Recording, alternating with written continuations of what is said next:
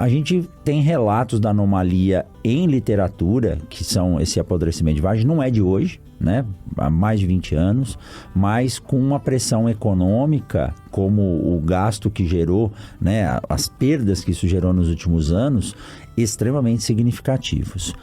Como que vocês começaram a observar isso na região sul do país? Foram em locais delimitados? Foram em materiais específicos? Basicamente, eu quero que você diga se são materiais mais precoces ou mais tardios. Manejo do solo, solos com mais matéria orgânica, onde o produtor realmente faz um sistema de plantio direto, rotação de culturas.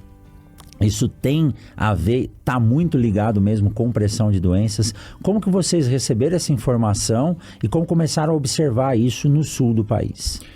Então, professor, na safra passada, no sul do país, especialmente na região de Santa Catarina, a gente já tinha, alguns casos de suspeita já, do aparecimento da questão de, principalmente no cenário de podridão, alguns cenários de quebramento.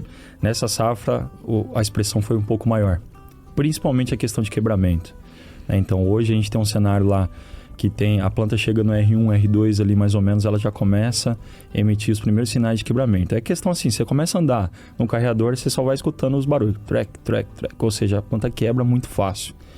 E muitas vezes, quando dá um forte vento, chuva, seguido de vento muito forte, acaba derrubando, E isso começou a alertar os produtores.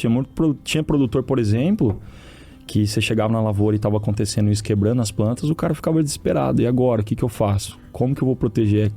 É algo assim, de você olhar e o cara realmente ele ficar sensível, sabe?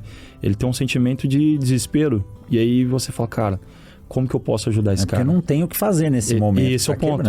Esse é o ponto. E aí, a partir de então, quando a gente começou a ver que isso estava tendo uma expressividade maior, a gente começou a mapear todas as áreas da região e conseguiu entender essa dinâmica dessa questão de cultivares, pensando na suscetibilidade. Tem umas que são mais suscetíveis, outras mais tolerantes. Isso já ocorre aqui também, na região aqui da BR-63. Lá também não é diferente.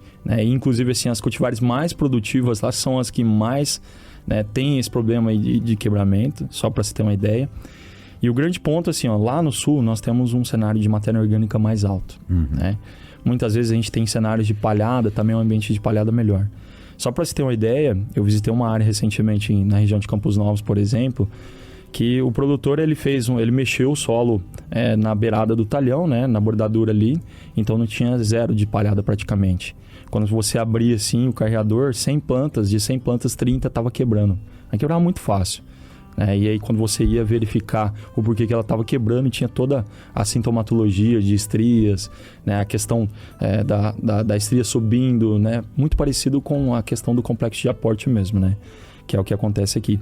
E o grande detalhe é assim, nesse mesmo talhão, onde não tinha palhada, de 100 plantas, 30 estava quebrando. Quando a gente sobe o talhão, onde tinha um pouco mais de palhada, de 100 plantas, 9, 8 estava quebrando. Olha aí. Ou seja, o manejo, ele não é só, logicamente, o manejo químico é importante, existe uma estratégia, toda uma estratégia de manejo fúngico hoje para conseguir conter o avanço dessa doença, mas existem outras estratégias também que ajudam a minimizar ainda mais essa condição de palhada, é uma delas, e a partir de então, as aplicações, quanto mais cedo possível, a gente começou a notar que quando você entrava com uma ferramenta robusta, com base de carboxamida específica para esse problema, a partir do V3, V4 ali, você conseguia ver uma minimização, assim, eram poucas as plantas que acabavam quebrando, ou seja, você via um benefício dessa aplicação, E aí, quando você conversa com os colegas aqui, principalmente da BR-63, a mesma coisa, segue o mesmo racional.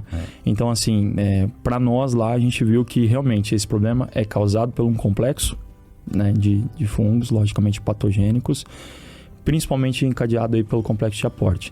Hoje já se sabe que o de aporte Weckeri é aquele que está mais presente na haste, o longícula é aquele que está mais presente principalmente nos grãos, mas os dois estão presentes em ambos, tanto na haste como também nos grãos.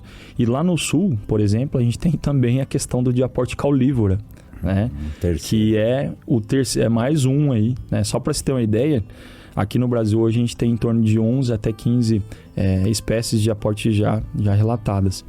E quando a gente vai para a literatura, você encontra estudo, né? Principalmente literatura americana, você encontra estudo de aporte desde 1923. Então, se a gente pegar, nós estamos em 2024, são mais de 100 anos aí, praticamente, com informações que aconteceu lá atrás esse problema, né? Que a gente poderia ter se atentado. A gente já teve um dia, né, o tal do cancro da haste, né, que era aquele quebramento mesmo causado pelo diaporte antigo meridionalis, né? Hoje é o diaporte aspalate, né? Então, só que a maioria das genéticas, né, desde então, ela veio, né, trabalhando um manejo para vir com resistência a esse diaporte aspalate. Só que em consequência disso, os outros diaportes foram evoluindo. Né? E aí ele acabou ficando de uma maneira intrínseca, né? Logicamente, tudo depende da questão da condição climática também para isso se expressar. Isso a gente está vendo essa safra, então, inclusive essa semana, nessa rodada que a gente está fazendo aqui no Mato Grosso, a gente tem visto que tem a presença da podridão, tá?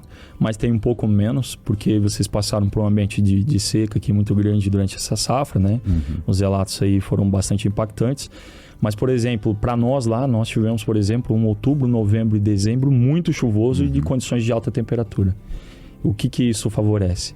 Exatamente a frutificação e o desenvolvimento, né, do fungo. Ou seja, aquela haste que estava infectada do ano passado, que estava no solo ali, você tinha lá os pequeninos com frutificação, né? Dentro dele você tem todos os esporos ali, tendo a condição, ele explode, solta o esporo, fonte de inóculo. Ele explode e vai para a planta. E aí, assim, vai contaminando, né? Então, só que o grande ponto é assim, ó, é uma doença muito lenta. Ela não mostra assim logo de cara quando ela entra. Né? Como uma mancha alvo, uma ferrugem propriamente dita, né? Então é uma doença muito lenta e aí, assim, ela entra no começo, é ali no começo que ela entra, e ela só vai se expressar de maneira mais efetiva lá na frente. Por quê? Porque ele é um fungo vascular. Então ele transloca via os vasos ali, né? E a partir do momento que você tem cultivares de hábito indeterminado que floresce cedo, relação fruto-dreno, né? Esse fungo, como ele é vascular, vai translocar via vaso condutor ali e vai em direção às flores. Aí, necessariamente lá na frente, ele tem o processo de contaminação de vagem, né? Que aí sim, aí o problema é mais sério, né? E até os colegas têm relatado assim, de uma semana para outra. Isso é incrível como, por exemplo, hoje você vai lá na lavoura, tem 3%.